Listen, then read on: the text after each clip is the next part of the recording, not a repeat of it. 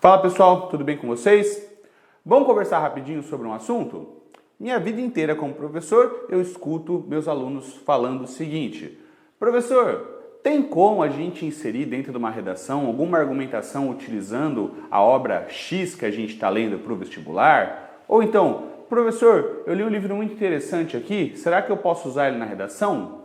Sim, essa ideia é ótima na verdade. Quando você utiliza um livro extra-coletânea ou um livro de vestibular para trabalhar na sua redação, isso demonstra que você tem um conteúdo relevante a ser demonstrado.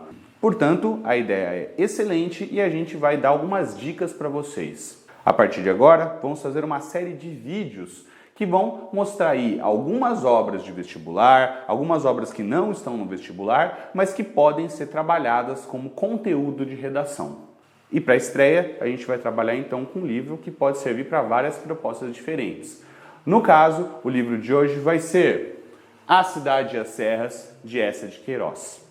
Eça de Queiroz é um autor português, escreveu durante o século XIX e tem essa sua última obra publicada póstumamente em 1901. Vamos lembrar algumas coisas importantes do Eça de Queiroz. Eça de Queiroz é um escritor que representa o realismo português. Realismo é aquela escola literária que surge no século XIX e, dentre várias características, tem como hábito fazer críticas sociais, críticas sobre os costumes da época, principalmente os costumes da burguesia europeia. Durante as suas obras, o Eça de Queiroz sempre foi muito enfático nessas críticas. Essa postura se mantém em A Cidade e as Serras, mas aqui impera um clima mais ameno, é a sua última obra em que há uma fase de reconciliação entre Eça de Queiroz e a sociedade portuguesa, sempre muito massacrada por esse autor tão polêmico e importante. Falando sobre o conteúdo dessa obra, para entendermos como que ela pode ser usada dentro de uma redação, vamos falar do contexto geral, o que acontece dentro dessa história. O protagonista, no caso, é o Jacinto de Tormes, conhecido aí como o Príncipe da Grã-Ventura, apelido dado pelo seu amigo Zé Fernandes. Jacinto provém de uma família rica portuguesa, mas nasceu e cresceu na cidade de Paris, na França. Como um indivíduo rico que era, morava nos Campos Elíseos, número 202, um endereço de luxo até hoje na cidade de Paris. E essa obra, então, é construída a partir da perspectiva de Jacinto, que cresceu a vida inteira em Paris, com a realidade existente em Portugal, onde estavam as suas raízes. Jacinto comumente criticava Portugal, via a realidade portuguesa como sinônimo do atraso e, dessa forma, sempre se colocava distante das suas heranças familiares. A sua residência em Paris era conhecida dentro dos círculos sociais como um lugar onde as novidades tecnológicas existiam. Você tinha então milhares de produtos novos para a época. Ele era um fã da tecnologia e sempre incentivava esse uso tecnológico.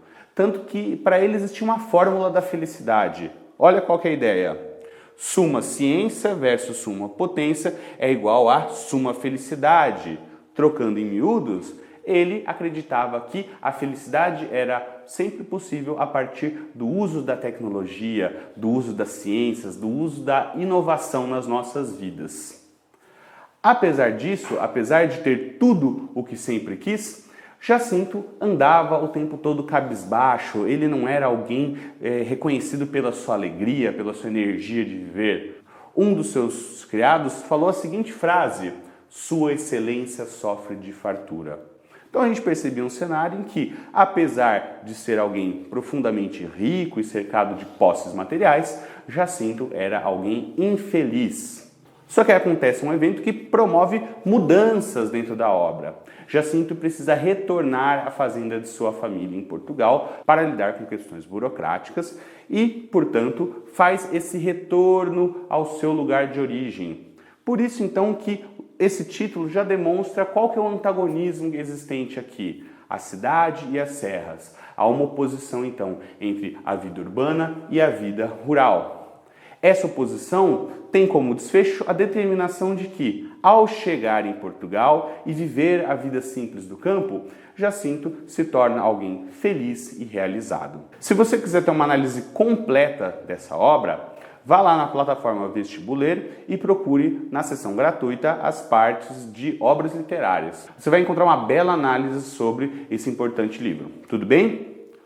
Voltando para cá, a gente pode, portanto, concluir que Cidade às Serras é uma obra que vai fazer o quê?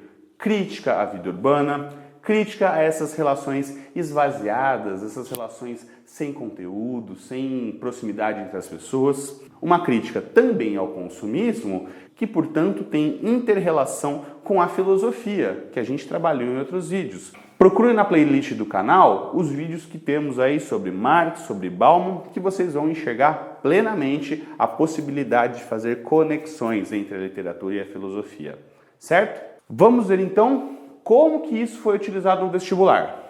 Na FUVEST de 2013, os alunos tiveram que falar, discorrer sobre o consumismo. Eu acho que eu já conversei com vocês sobre isso, não é? É aquela proposta que tem a imagem de um shopping center como se fosse um anúncio de cartão de crédito. Vamos lembrar uma coisa, as abordagens da FUVEST normalmente valorizam textos que tenham um conteúdo forte, um conteúdo relevante. Por isso que esse texto aqui se deu bem e teve uma nota excelente. Olha aí como que isso foi feito.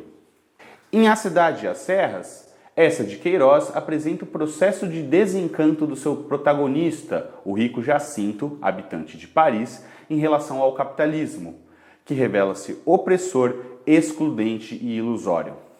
Seu companheiro, Zé Fernandes, auxilia decisivamente no despertar de sua consciência crítica, especialmente desmascarando as mentiras do dito progresso. Desta forma, percebemos que a sociedade do consumo configura-se desde o século XIX e permanece fortalecida até hoje, reforçada pela mídia que, insistentemente, tenta impor valores convenientes apenas ao próprio capital. Karl Marx e Eça de Queiroz apontam desde muito os malefícios inerentes a uma mentalidade pautada na associação direta entre consumo e felicidade, bem como fez Zygmunt Bauman no século XX. Então, temos aí um excelente argumento trabalhado relacionando Eça de Queiroz, Karl Marx e Zygmunt Bauman. Lembrando então que todos esses autores estão aqui no canal, é interessante que você os procure e aprenda mais sobre eles. Isso pode render uma ótima redação para vocês. E para fazer isso, nada melhor então que colocar o seu texto em prática.